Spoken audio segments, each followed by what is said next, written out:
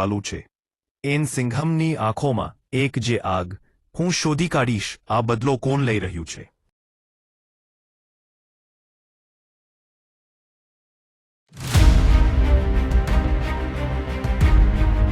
રાત્રે 9 વાગ્યાનો સમય. બરોડા શહેરના જૂના પોલીસ હેડક્વાર્ટર સામે ઇન્સ્પેક્ટર સિંઘમ પોતાની જીપમાંથી ઉતર્યો. મોંમાં ચિંગમ, આંખોમાં ગુસ્સો. સાબ, હરણી ડેમ પાસેના ગામમાંથી ફરી ફોન આવ્યા છે. હવાલદાર રમેશ બોલ્યો. ફી. શું? પાછું કોઈએ નદી પાસે દીવો પ્રગટાવ્યો છે.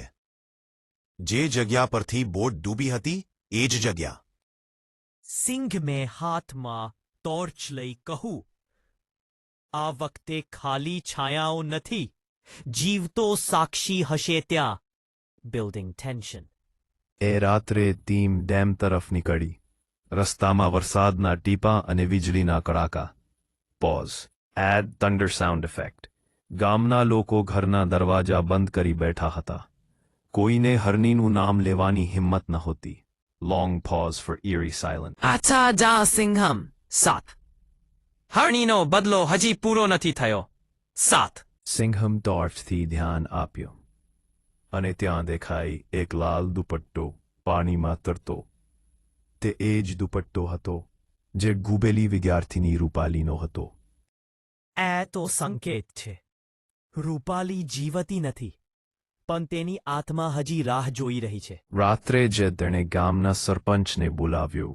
સાહેબ, સાચન કહું, એ દિવસે બોટમાં વધારાના 2 લોકો ચડ્યા હતા, પરંતુ લિસ્ટમાં એમના નામ નહોતા. સરપંચ થોડીવાર ચૂપ રહ્યો, પછી ધીમેથી બોલ્યો. એક સરકારી ઓફિસર. Long pose. અને એની સાથે એક અજાણી યુવતી. ઇન્સર્ટ. આનો અર્થ છે સરકારની અંદરથી કોઈએ આ દુર્ઘટના કરી છે. બહાર વીજળી કડાકી અને એની સાથે ડેમની દિવાલ પર લોહીની જેમ લાલ રંગમાં લખેલું દેખાયું. હરણીનો બદલો ચાલુ છે. એન સિંઘમની આંખોમાં એક જે આગ. હું શોધી કાઢીશ આ બદલો કોણ લઈ રહ્યું છે.